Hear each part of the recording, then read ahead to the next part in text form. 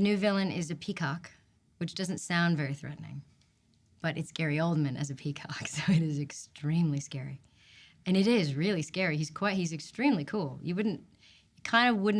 thought maybe they were the DreamWorks people were a little nutty when they chose to have a peacock as our big bad enemy, but he's cool. He's very cool. And he wants to create an ultimate weapon to destroy China and everything else, and he's a bad, bad guy. I think I will be as bold to say I think it has everything a movie should have in it. I think it is absolutely beautiful. I think it shows a piece of history and culture. I think it is extremely moving and has a lot of life lessons without hitting you over the head, masked by quite a lot of humor, and extraordinary action sequences in 3D that are some of the coolest you've ever seen.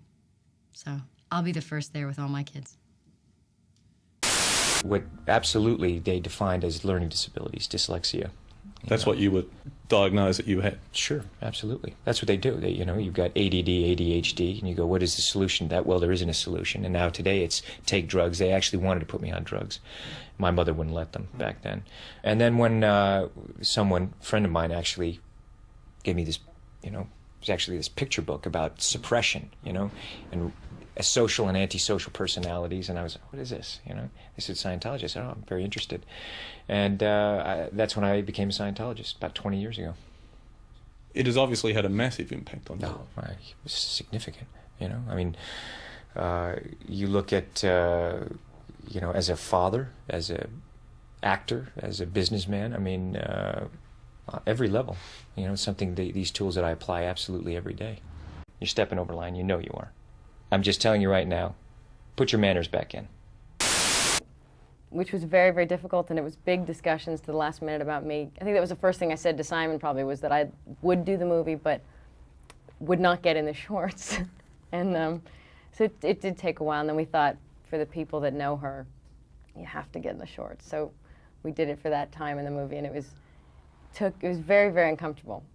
But you feel like her, and it's fun, and I haven't seen it on the big screen. I'll probably be the first one to think, God, what am I doing? What is it? And I'm wondering why you think this is the best of the best of Fast. I'm going to tell you something kind of crazy. I'm not even worried about whether I think this is the best of the best. The truth is, after every premiere of every Fast and Furious movie, Paul and I would have a quiet moment, just him and I, and we would look into each other's eyes and decide or tell each other whether we were successful in one-upping the last one or not. And every single time. Is this the toughest acting job you ever had to do, to pretend to be attracted to Jude Law? Yeah, it's really tough. It's really tough. It was hard. I don't think I would. I'm pretty a private person. I don't think that I really, even now in my home, right, I forget, even if it's written right there. It was a relief. It was unexpected. I thought we were going to do 48 hours and other projects, and I should have done, but I didn't.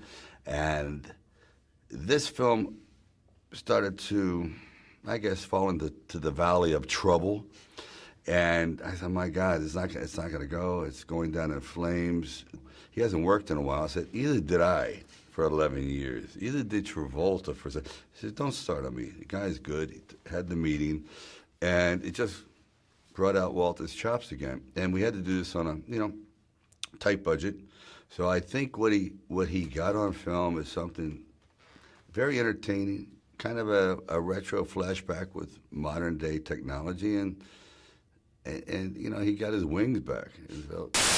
Yeah, maybe, but no, at the same time, I think it makes you realize the importance of every single individual. And so, yes, it is an enormous problem, but it is true when they say if one person lives, how much each individual counts.